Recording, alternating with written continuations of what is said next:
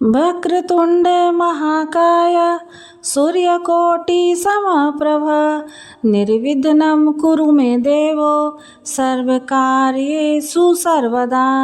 श्री गणेश जी की जय। चौथ माता की जय। आप सभी को अधिक मास ज्येष्ठ संकष्टी चतुर्थी व्रत की हार्दिक शुभकामनाएं।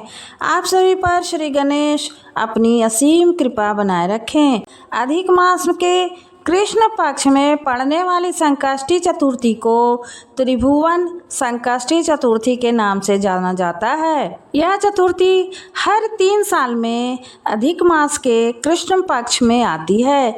इस बार त्रिभुवन संकष्टी चतुर्थी के दिन बुधवार होने के कारण इस दिन का महत्व और बढ़ गया है। चतुर्थी तिथि और बुधवार दोनों ही दिन भगवान श्री गणेश जी को समर्पित है। मान्यता है अधिक मास में आने वाली त्रिभुवन संकष्टी चतुर्थी व्रत करने से भगवान गणेश की कृपा से संकटों से मुक्ति मिलती है। व्रत के पुण्य प्रभाव से जीवन में सुख, शांति और समृद्धि आती है। इस दिन गणपति की पूजा अर्चना करने के साथ व्रत कथा सुनने या पढ़ने से भी विशेष लाभ मिलता है। तो चलिए सुनते हैं अधिक मास संकष्टी चतुर्थी त्रिभुवन चतुर्थी व्रत की कथा। पौराणिक कथा के अनुसार एक समय की बात है जब कुरुवंश के संरक्षक ऋषि पांडवों के वनवास काल के समय उनसे मिलने उनके आश्रम में आए। तब द्रौपदी यह सोचकर हैरान थी कि उनसे ऐसा कौन सा पाप हुआ था जिसके कारण उन्हें यह अपमान सहन करना पड़ा। दुशासन और दुर्योधन ने भरी सभा में अपमानित किया था। तब महर्षि वेदव्यास ने उत्तर में उन्हें राजा चंद्रसेन और रानी रत्नावली की कथा सुनाई थी। महर्षि ने कथा का आरंभ करते हुए कहा, एक समय की बात है जब राजा चंद्रसेन अपनी भार्या रत्नावली के साथ सुखमय जीवन व्यतीत कर रहे थे। उनके राज्य में चारों ओर खुशहाली और पवित्रता छलक रही थी, किंतु उनके शत्रु और राजलोलुप सम्राटों को उनकी यह खुशहाली रास न आई। एक दिन राजा चंद्रसेन के शत्रुओं ने उनके राज्य पर आक्रमण किया और उनका सर्वस्व छीन लिया। राजा चंद्रसेन और रानी रत्नावली को अपनी सुरक्षा हेतु अपना राज्य त्याग कर वन में शरण लेनी पड़ी। दोनों अब अपना जीवन निर्वाह करने के लिए वन में मारे मारे फिरने लगे। एक दिन दोनों को पानी की प्यास लगी। प्यास से व्याकुल होकर वो वन में भटक रहे थे। भटकते भटकते वो अनायास एक ऋषि के आश्रम में जा पहुँचे।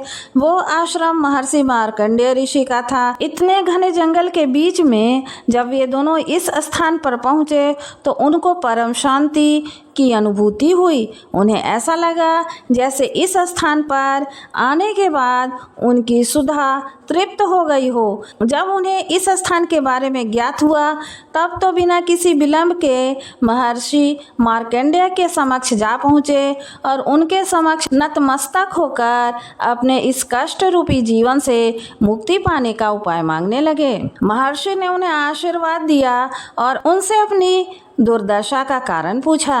राजा और रानी ने उन्हें सारी बात कह सुनाई। राजा को भी द्रौपदी की तरह संदेह हो रहा था कि उनसे ऐसा कौन सा पाप हुआ है जिसके चलते उन्हें यह कष्ट भोगना पड़ रहा है। ऋषि मार्कंडेय सर्वज्ञाता थे। वो बहुत भविष्य और वर्तमान को भली भांति देख सकते थे। महर्षि ने ध्यान धरते राजा के पूर्व जन्म के कर्मों को टटोला और उनके प्रश्नों का उत्तर देते हुए कहा, हे राजन, पूर्व जन्म में आप एक परम तेजस्वी राजा थे। एक दिन आप आखेट करने जंगल में गए हुए थे। वहां आपने लाल वस्त्र को धारण किए कुछ नाग कन्याओं को व्रत का अनुष्ठान करते देखा था। आप उनसे प्रभावित होकर उस व्रत अनुष्ठान के बारे में पूछने लगे। वो समय अधिक मास का था। उन्होंने बताया कि वो सभी भगवान श्री गणेश की संकष्टी चतुर्थी का व्रत कर रही हैं। इस व्रत को करने मात्र से मनुष्य की सभी समस्याओं का अंत हो जाता है। मनुष्य को अपने कष्टों से सहज ही मुक्ति प्राप्त होती है। नाग कन्याओं के मुख से भगवान श्री गणेश की संकष्टी व्रत के बारे में सुनकर उन्होंने भी इस व्रत को करने का मन में निश्चय किया, किंतु समय जाते वो अपने नाम, यश और कीर्ति की प्राप्ति होने पर इस व्रत का अनुष्ठान करना भूल गए। अपनी शक्ति और सत्ता के मद में वो अहंकारी और अन्यायी राजा बन गए। अपने कुकर्मों के फलस्वरूप उनकी अकाल मृत्यु हुई थी। अंततः उन्हें अपने पूर्व जन्म के कुकर्मों के फल भोगने के लिए इस जन्म में भी एक राजसी परिवार में जन्म लेना पड़ा। राजा चंद्रसेन की दुर्दशा का मुख्य कारण उनके पिछले जन्म में किए हुए उनके कुकर्म ही हैं, जिसके चलते उन्हें इस जन्म में भी अनेक कष्ट का सामना करना पड़ रहा है। जब राजा चंद्रसेन को महर्षि के श्रीमुख से अपने पूर्व जन्म के कुकर्मों के बारे में ज्ञात हुआ, वो पश्चाताप की अनुभूति करने लगे। उन्होंने उसी पल एक संकल्प लिया कि वो अपने इस जन्म में अपने पूर्व जन्म की गलतियों का अनुकरण नहीं करेंगे। अपने पूर्व जन्म में उन्होंने भगवान श्री गणेश की संकष्टी चतुर्थी का अनादर किया था, अतः इस जन्म में आने वाली अधिक मास के कृष्ण पक्ष की संकष्टी चतुर्थी को दोनों राजा और रानी ने श्रद्धापूर्वक व्रत का अनुष्ठान किया, जिसके फलस्वरूप उन्होंने अपना खोया हुआ राज और सम्मान वापस पाया। अंततः महर्षि वेदव्यास के मुख से अधिक मास संकट चतुर्थी की कथा का वर्णन सुनने के बाद रानी द्रौपदी को भी अपने प्रश्नों का उत्तर मिल गया था। सभी उपस्थित पांडव भी ये बात जान गए थे कि उनके दुखों का मूल कारण क्या है, किस कारण से उनको अपना राज्य छोड़ना पड़ा और इतना अपमान सहना पड़ा। प्रेम से बोलिए श्री गणेश जी की जय। आइए अब सुनते हैं चौथ माता की कथा। पुराने समय की बात है, एक ब्राह्मण था जिसके एक बेटा और एक बहू थे। बेटा और पिता कुछ कमाते तो थे नहीं, जो बहू के साथ आया हुआ दहेज तथा धन था उसी से अपना काम चलाते थे। जब भी बहू बाहर कचरा डालने जाती थी तब उसके पास वाली पड़ोसन उससे पूछती थी, बहू आज खाने में क्या खा के आई हो? तब वह बोलती थी कि मैं तो बासी और ठंडी रोटी खा के आई हूँ। एक दिन साहूकार के बेटे ने यह बात सुन ली। वह वहाँ से चला गया और अपनी माँ के पास जाकर बोला कि माँ, तू तो अपनी बहू को रोज गर्म खाना खिलाती है और वह फिर भी बाहर जाकर यह बोलती है कि मैं तो बासी रोटी खा कर आई हूँ। तब माँ ने कहा कि बेटा, मैं तो चारों थालियों में बराबर गर्मा गर्म खाना परोसती हूँ। यदि तुम्हें यकीन नहीं हो तो तुम खुद देख लेना। वह अगले दिन तबीयत खराब होने का बहाना बनाकर कंबल ओढ़कर लेट गया। तब उसको यह देखकर आश्चर्य हुआ कि बहू ने तो गरम गरम खीर और खाड़ का भोजन किया, और जब बहू बाहर गई तो वह उसके पीछे पीछे जाने लगा। तब पड़ोसन के पूछने पर बहू ने वही बात दोहराई कि मैं तो बासी रोटी खाकर आई हूँ। उसका पति उससे पूछने लगा कि तू अभी तो गर्मा गर्म खाना खाकर आई है और पड़ोसन से कह रही है कि बासी ठंडी रोटी खाकर आई हूँ, तू झूठ क्यों बोल रही है? तब उसकी विद्वान पत्नी ने कहा, यह न तो तुम्हारे कमाए हुए पैसे की रोटी है और न ही तुम्हारे पिताजी के कमाए हुए पैसों की रोटी है। यदि हम इसी तरह बैठे बैठे धन को खर्च करते रहे तो यह एक दिन कुएं के पानी की तरह समाप्त हो जाएगा। इसके बाद उसका पति कमाने के लिए विदेश चला गया। पीछे से उसकी पत्नी 12 महीने चौथ का व्रत करती रही।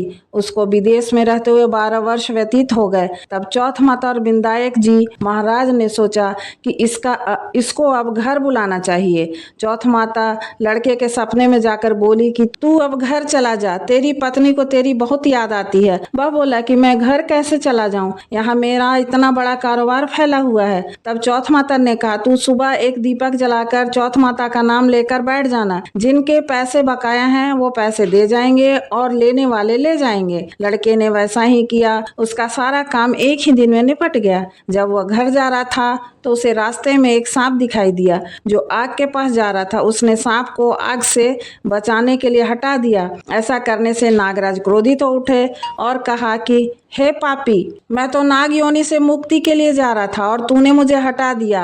अब मैं तुझे डस लूंगा। वह लड़का बोला कि मैं 12 वर्ष के बाद अपने घर जा रहा हूँ, आप मुझे अवश्य डस लीजिएगा, किंतु आज मुझे अपने घर वालों से मिलने दीजिए। आप कल रात को आकर मुझे डस लेना। नाग ने उसकी शर्त मान ली और वहां से चला गया। जब लड़का घर आया तो वह उदास था। उसने अपनी पत्नी के पूछने पर सारी बात बता दी। उसकी पत्नी बहुत चतुर थी। उसकी पत्नी ने एक सीढ़ी पर बालू की रेत बिछा दी, दूसरी सीढ़ी पर दूध का कटोरा रख दिया, तीसरी पर फूल माला बिखेर दिए, चौथी पर इत्र छिड़क दिया, पांचवी पर मिठाई रख दी, छठी सीढ़ी पर जौ और 7वीं सीढ़ी पर रोटी रख दी। रात को जब सांप आया तो सबसे पहले ठंडी ठंडी रेत में लेट कर आया। दूसरी सीढ़ी पर दूध पीकर कहा, मैं तो एक ब्राह्मणी के बेटे को डसता तो नहीं, लेकिन वचन दिया हुआ है इसलिए डसना पड़ेगा। फूलमाला की सीढ़ी से होता हुआ प्रसन्नता पूर्वक इत्र की खुशबू लेता हुआ ऊपर की ओर आने लगा। सांप को ऊपर आता देखकर विधायक जी ने चौथ माता से कहा कि इस ब्राह्मणी के बेटे की रक्षा करनी होगी,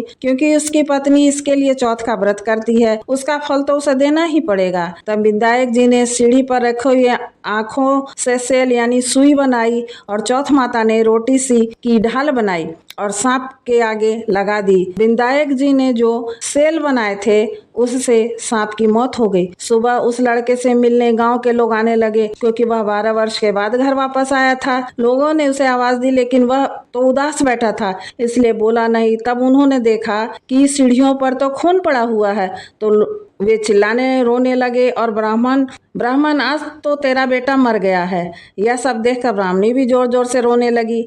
आवाज सुनकर उसका बेटा नीचे आया और कहा कि माँ, मैं मरा नहीं हूँ, यह तो मुझे डसने आया सांप मरा है। यह सब देखकर उसकी पत्नी भी प्रसन्न हो गई और बोली, मेरे पति के प्राण बच गए। उसने चौथ माता को धन्यवाद दिया और कहा कि यह तो चौथ माता ने मेरे व्रत करने का फल दिया है। चौथ माता जैसा फल ब्राह्मणी के बेटे को दिया, वैसा सभी को देना। कहानी करने वाले को, कहानी सुनने वाले को और हुंकार देने वाले को, पूरे परिवार को देना। गणेश जी महाराज की जय। चौथ माता की जय।